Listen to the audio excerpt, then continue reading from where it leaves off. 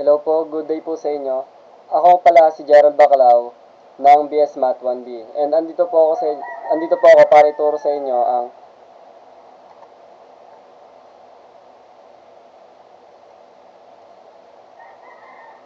NumPy library.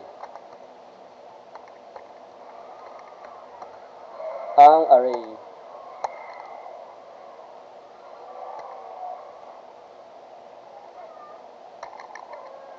So bago po tayo magsimula, ano po ba ang array? So ang array ay isang lagayan ng maraming values o data sa isang variable. So ginagamit po siya para mas madaling mag-store at mag-process ng maraming numbers or items. Sa Python gamit ng ang NumPy, ang array ay isang listahan ng data na nakaayos. So, ang mga ituturo ko po ngayon ay creating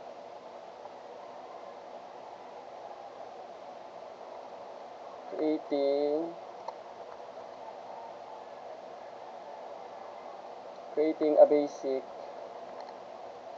array.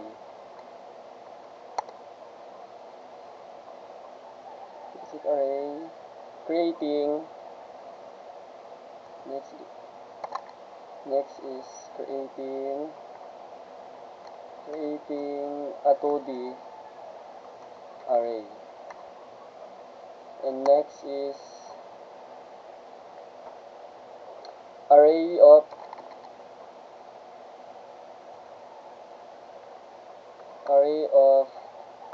zeros. Next is array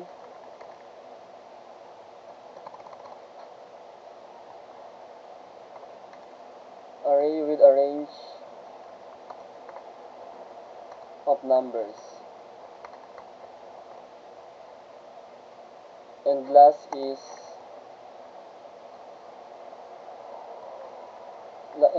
random numbers of array.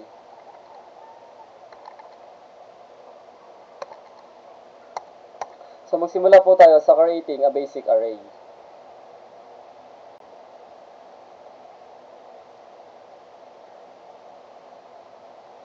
Import NumPy as np.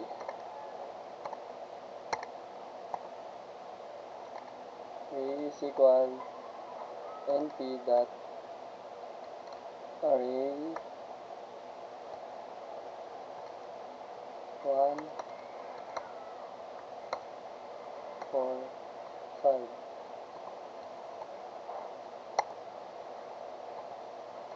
Print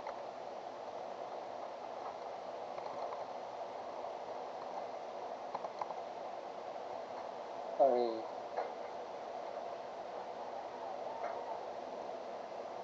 And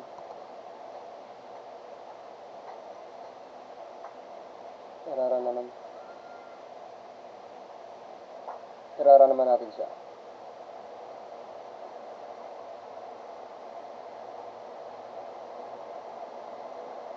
So kung makikita nyo, pinatas niya lang po yung number ng pagkakasunod-sunod. The next is creating a 2D array.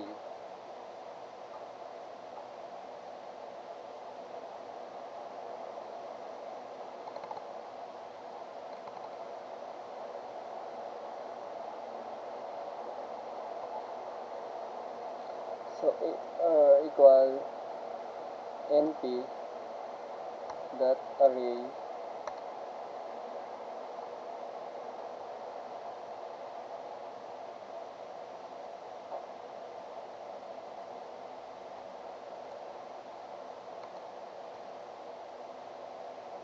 1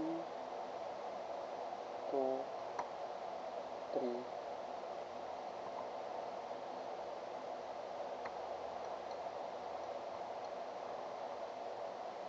4 5 6.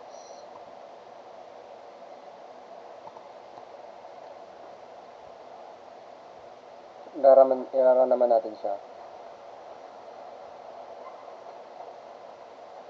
Yan, kung makikita nyo, meron siyang dalawang row.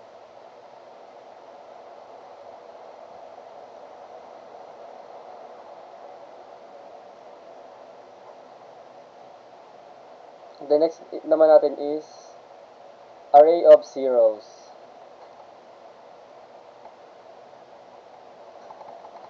So, NP zeros. Gawin natin 5. Then, iraran naman natin po siya.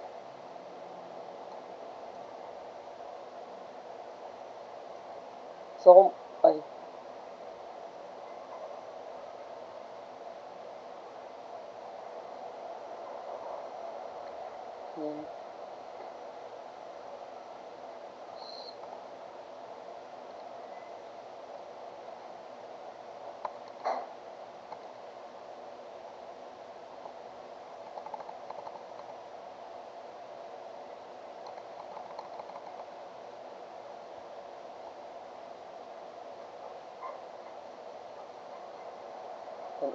irara natin.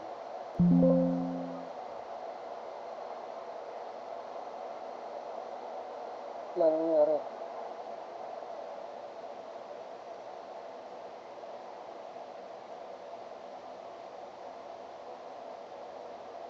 Gawin na lang natin tong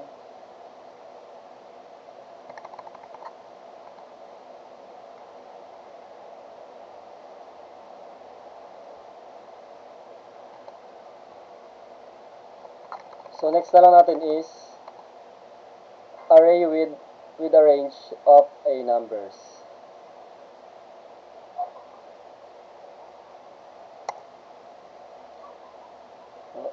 ARR is equal to NP dot range shift 1 11.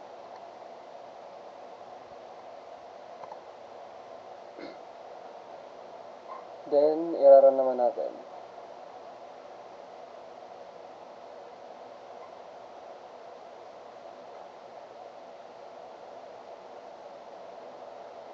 Ano nangyari?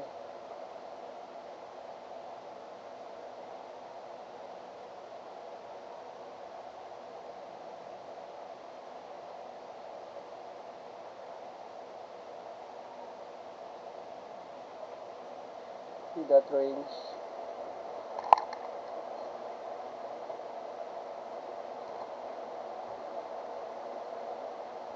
yung iran.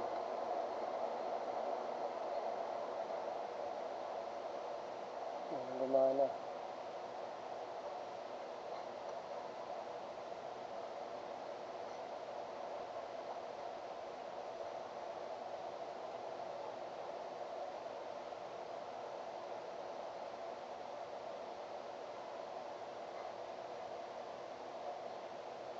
Kaya pala.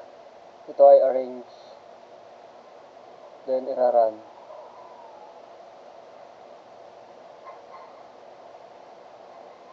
So, ayun. Ang ginawa dito is, yung 1 is yung starting number, then yung 11 is yun yung last number. Kaya, yun yung ending number, yung 11. Kaya hindi siya sinama.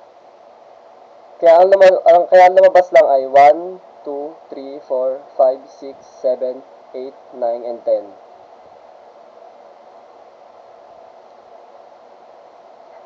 Then, ang isusunod naman po natin ay yung random numbers of array.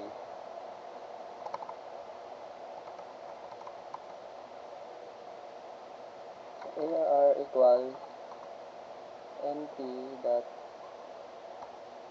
random dot randint 1. Yung number 1 is ayun yung pinakamababang number. Yung 100 ayun yung pinakamataas na number. Then yung 5 na ilalagay ko is ayun yung dami ng random na ilalagay. then run.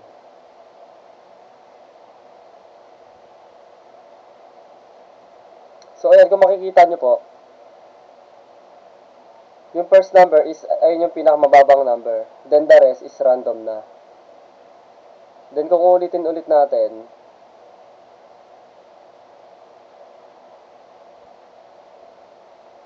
ayun. Pero puro random lang po siya. Then, meron nga pala tayong idadagdag sa array, which is yung addition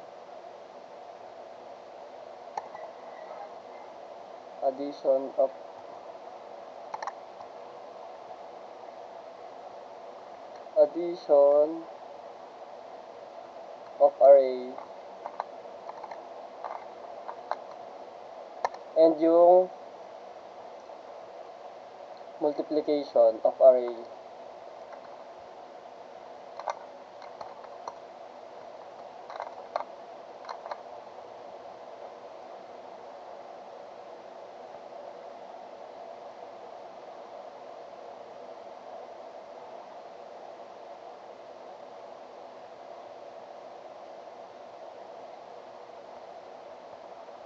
Multiplication of array.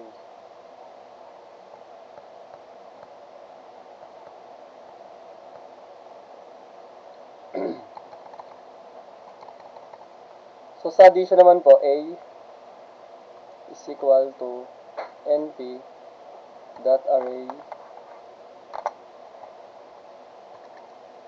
1,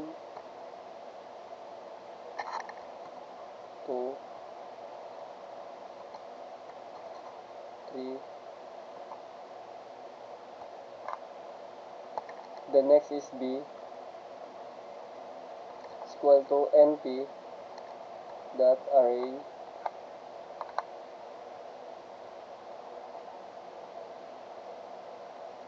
4, 5, 6.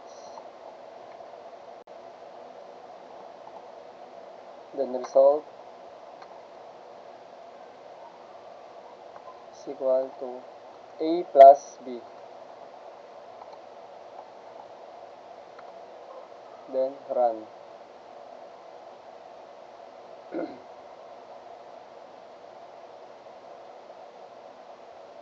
Ay, mali pala. Ito ay result. Then, tsaka po siya iraran. Then, ayun po, kung makikita nyo, yung first term, yung second term ng A to B, tapos yung third term ng A to B, is ginawa niya, pinag-plus niya lang po. Kaya naging 5, 7, and 9. Then, last is multiplication of array.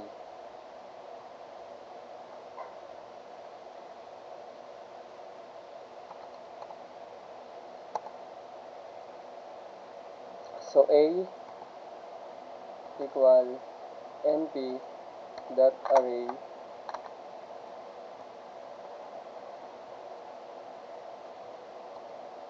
1, 2, 3.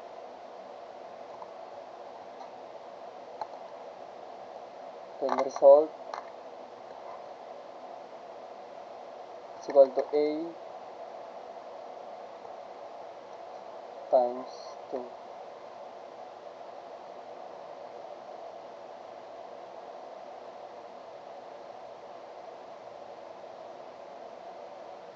So, ayan. Ang ginawa niya dito is, yung first term, second term, and third term, tinimes lang siya sa 2. Kaya naging 2 times 1 is 2. 2 times 2 is 4. And 2 times 3 is 6.